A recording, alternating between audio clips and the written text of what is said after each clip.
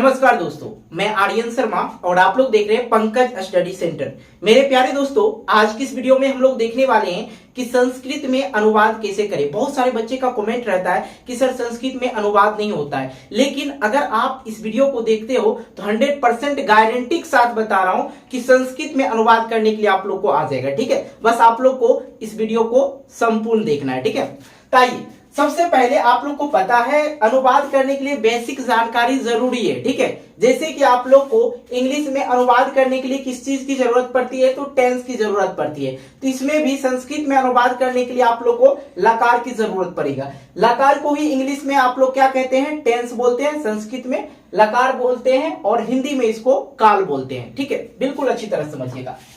जो लकार जो होते हैं मुख्यतः 5 प्रकार के होते हैं, वैसे 10 प्रकार के होते हैं। ठीक है, लेकिन जो यूजलेबल होता है, यूज किया जाता है, वो 5 प्रकार के ही होते हैं। तो बिल्कुल अच्छी तरह समझिए। पहला लकार हो गया लट लकार, और दूसरा हो गया लंग लकार। ठीक है, तीसरा हो गया लिट लकार, और चौथा हो गया लोट लकार, और पांचवा हो गया विधिलिंग लकार।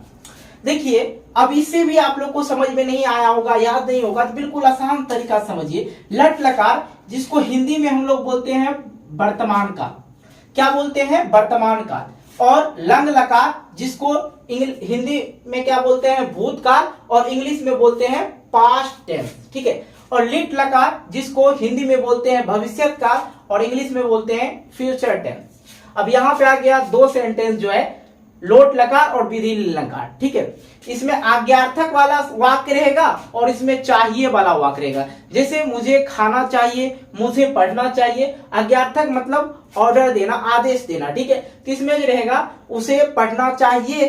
ठीक है, उसे पढ़ना चाहिए, ये आज्ञा, ये सॉरी विधिलिंग लकार में आ जाएगा। लेकिन लोट लकार में वहां जाओ, ये क्या हो गया, आपको मैं आदेश दे रहा हूं। ठीक है, तुम किताब पढ़ो, ये क्या कह रहे हैं, आपको हम आदेश दे रहे हैं। तो आज्ञार्थक मीन्स क्या हो गया, लोट लकार वाला सेंटेंस होगा। ये चीज क्लियर हो गया, सिंपल है, कहीं कोई दिक्कत नहीं। मेरे प्यारे दोस्तों, अगर आप लोग टेंस पढ़े होंगे, इंग्लिश में 3 टेंस होते हैं, प्रेजेंट टेंस, पास्ट टेंस और फ्यूचर टेंस। और कमाल की बात क्या है, कमाल की बात है कि ये सबसे आसान है संस्कृत में अनुवाद करने, लेकिन बच्चे फंस जाते हैं, थोड़ा सा कम नॉलेज की वजह से फंस जाते हैं। लेकिन आज जो आप देखिएगा, बिल्कुल एक एक बात खोल के बताएंगे। ठीक है, देखिए सबसे पहले जो है वर्तमान काल आ गया, लट लकार। लट लकार वर्तमान काल। अब बहुत सारे बच्चे के मन में अलग अलग कंफ्यूजन रहता है, लेकिन जो कंफ्यूजन है उसको मैं निकाल फेंकता हूं। इसका इंग्लिश क्या होता है, प्रेजेंट टेंस।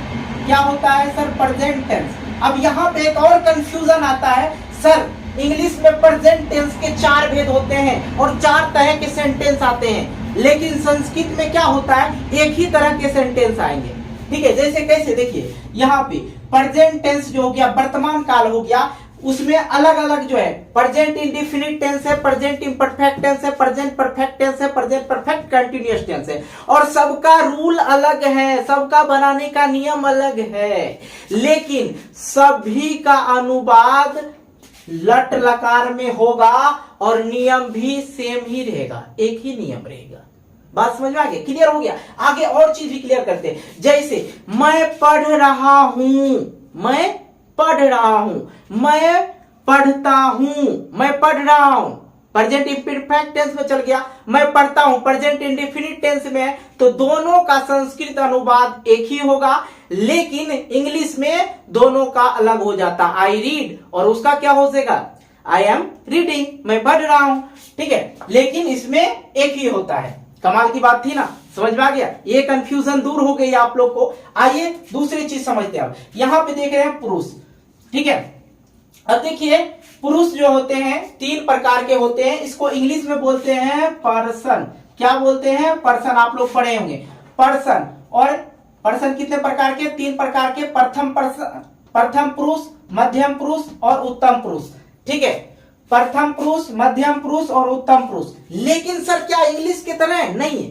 ठीक है, इंग्लिश वाला जो है प्रथम पुरुष चला आता है उत्तम पुरुष में, ठीक है, थर्ड पर्सन में, और इसका उल्टा है, मतलब ये जो है यहां चलाता है, ये यहां चलाता है। इंग्लिश में जो है थर्ड पर्सन के अंतर्गत क्या आ जाता है, इंग्लिश में थर्ड पर्सन के अंतर ही सी इट नेम, स तो ते, ये वह वे दोनों, वे सब, ये थर्ड पर्सन आते हैं इंग्लिश में, लेकिन संस्कृत में ऊपर में आ जाते हैं। ठीक है, उसके बाद समझ लीजिए इसमें जो है वचन, इंग्लिश में जिसको बोलते हैं नंबर, ठीक है, ये इसमें 3 प्रकार के होते हैं, लेकिन उसमें 2 प्रकार के होते हैं। ठीक है, सिंगुलर नंबर, प्लूरल नंबर। ठीक, तो इसमें देखिए एक वचन, द्विवचन, बहुवचन, ये चीज समझ गए। अब ये भी समझ लीजिए संस्कृत में लिंग होते हैं 3 प्रकार के, पुल्लिंग, स्त्रीलिंग और नपुंसक लिंग। पुल्लिंग जिसमें पुरुष जाति का बोध हो, स्त्रीलिंग जिसमें स्त्रीलिंग जाति का बोध हो, और नपुंसक लिंग, नपुंसक लिंग में टेबल हो गया, किताब हो गया, पेड़ पौधे हो गए, ये सब क्या हो गया, नपुंसक लिंग में आ जाते हैं। समझ में आ रही बात? ये चीज, सारा चीज समझने के बाद आप लोग को मैं फिर से लेके चलता हूं कहां पे, यहां पे, क्योंकि आज जो हम क्लियर करेंगे लट लकार के सेंटेंस जो भी है उसे क्लियर करेंगे, मतलब बेसिक से क्लियर करने वाले हैं। अब देखिए यहां पे और चीजें मैं बता रहा हूं, जैसे देख लीजिए यहां पे लिख रहा होगा मैं खाता हूं।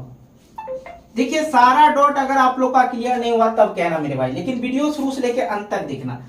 मैं खाता हूं, आई इट, मैं खाता हूं। तो सर मैं का क्या होता है, इंग्लिश आई होता है सर, इसलिए तो आई लिख दिए। संस्कृत में मैं का क्या होता है, अहम होता है। मैं का क्या होता है, अहम होता है।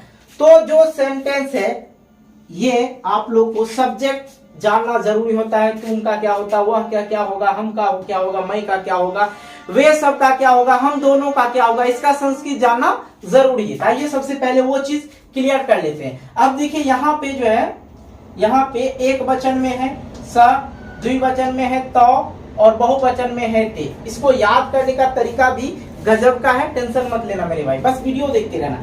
स, तौ, ते, त्वम, युवम, युवम, अहम, आवम, वयम। याद हुआ? 3 उंगली याद रखना। शह, तौ, ते, त्वम, युवम, युवम, अहम, आवम, वयम। सह मीस वह, तौ मीस वे दोनों, ते मीस वे सब, त्वम मीस तुम, युवम मीस तुम दोनों, युवम मीस तुम सब, अहम मीस मैं, आवम मीस हम दोनों, वयम मीस हम सब। 1-2 बार अगर आप लोग याद करते हो तो याद हो जाएगा। ठीक है, ये चीज समझ में आ गया, कहानी खत्म हो गया, अभी कहानी खत्म हो गया। अब देखिए ये चीज समझ गए, जहां पे वह रहेगा वहां पे हम लोग देंगे सब। ये चीज समझ गए। जो यहां पे दे रखा है ये विद्यालय, तो संस्कृत में होता है क्या, विद्यालयम, विद्यालयम। ठीक है सर, यहां तक तो लिख दिए। अब जाना का गम धातु होता है गच, यहां क्या लिखेंगे, गच। क्या सही है? नहीं सही है। क्यों नहीं सही है? तो आइए फिर से हम आपको लेके चलते हैं इंग्लिश में। ठीक है, मैं पढ़ रहा हूं, तो मैं का क्या होता है, तो सर आई होता है, आई एम, और पढ़ना का आई एम, पढ़ना का रीड हो जाता है, रीड। तो सर ये सेंटेंस सही है, आई एम रीड, मैं पढ़ रहा हूं का ये सही है? कहेंगे सर बिल्कुल ये गलत है। तो सर क्या होगा, तो कहेंगे सर आई एम रीडिंग होगा। क्या होगा, आई एम रीडिंग। तो आई एन जी क्या आया, वर्ब में आया, वर्ब में जुटा, सहायक वर्ब है। ठीक है, आई एन जी। तो सर यहां पे भी तो कुछ ना कुछ जुटेगा। क्या जुटेगा, आइए आपको फिर से लेके चलते हैं। यहां पे देखिए क्या वर्ब के साथ, किस सब्जेक्ट के साथ कौन सा सहायक वर्ब जुटता है वो समझ लीजिए। यहां पे है सहतो ते, होता है उसका क्या, ती ता अंति।